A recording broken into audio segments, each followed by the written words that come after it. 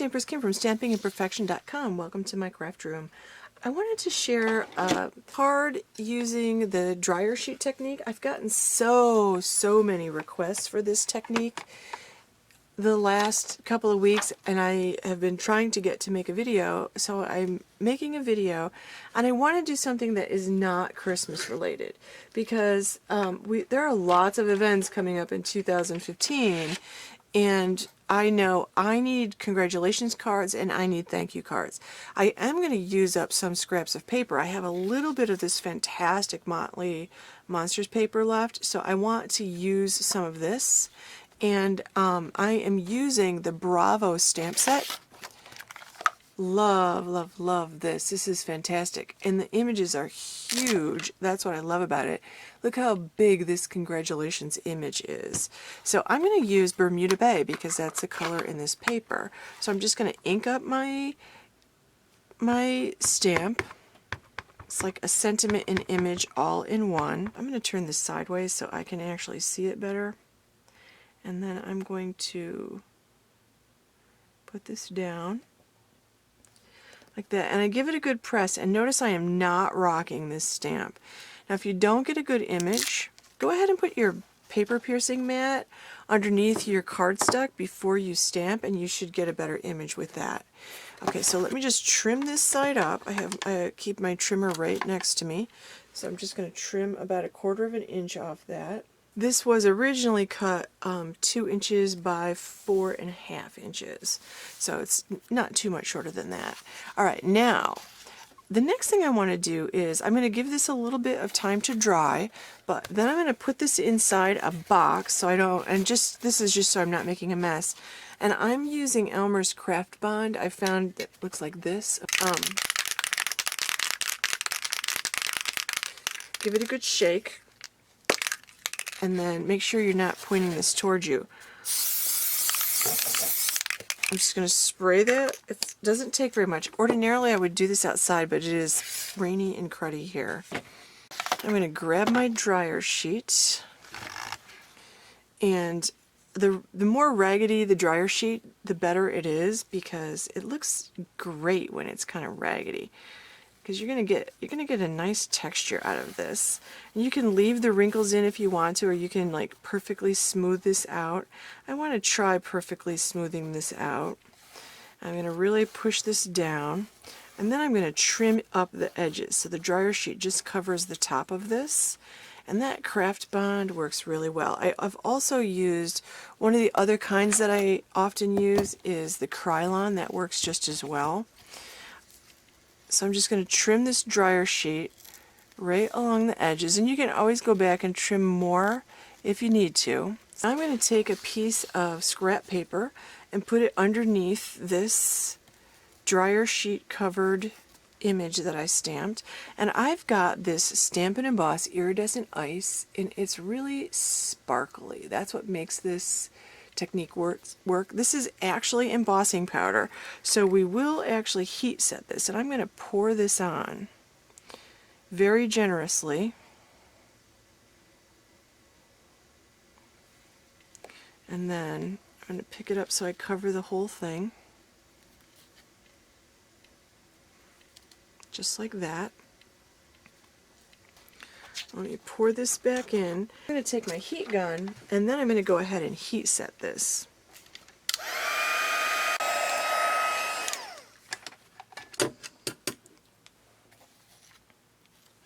Okay, so when you've got this all done, you can feel that it doesn't feel sticky or anything like that.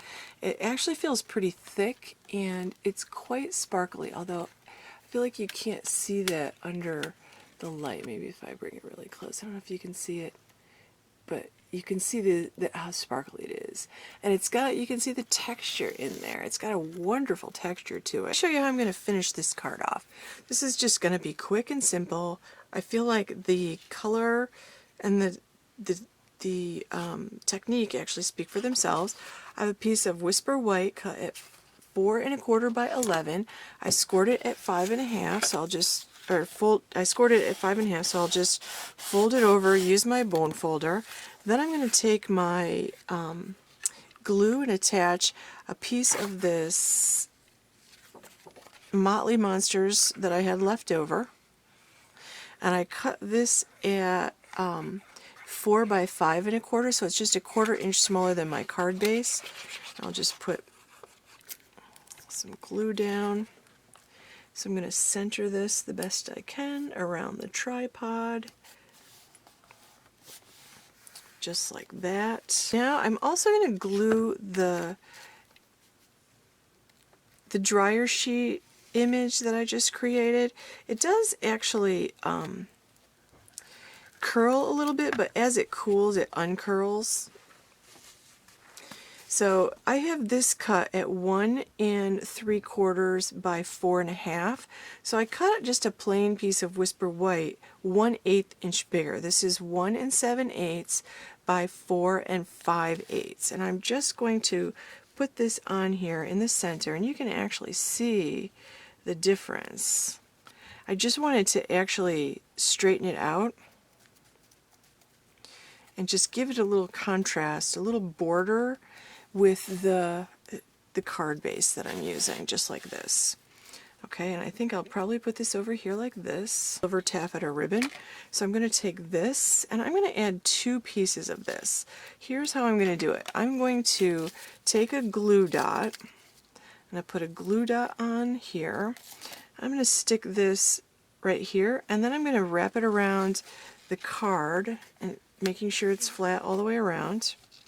Then I'm going to add another glue dot on top of that edge of the ribbon over here, and pull this around and trim it down.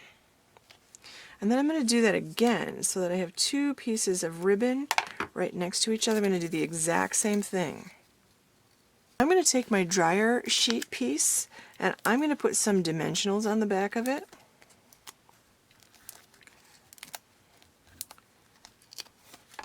So pop this up on a few dimensionals.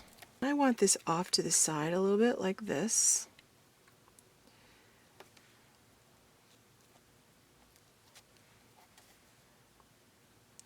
Just like that. And I'm thinking one final touch. I'm going to take this, and I've got my little craft punches. You could use your framelits and make bigger ones, but I think I just want like 3 of these.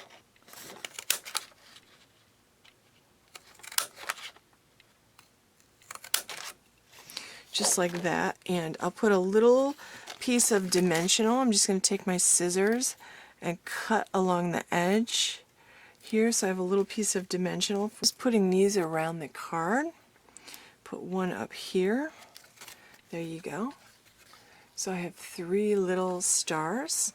You could add rhinestones or sequins, anything that you have in your crafting stash, and just keep it simple. The Pretty Designer Series paper and that technique up close, that technique looks fantastic. So you can check out a picture of this card on my blog at stampingimperfection.com. Thanks for watching.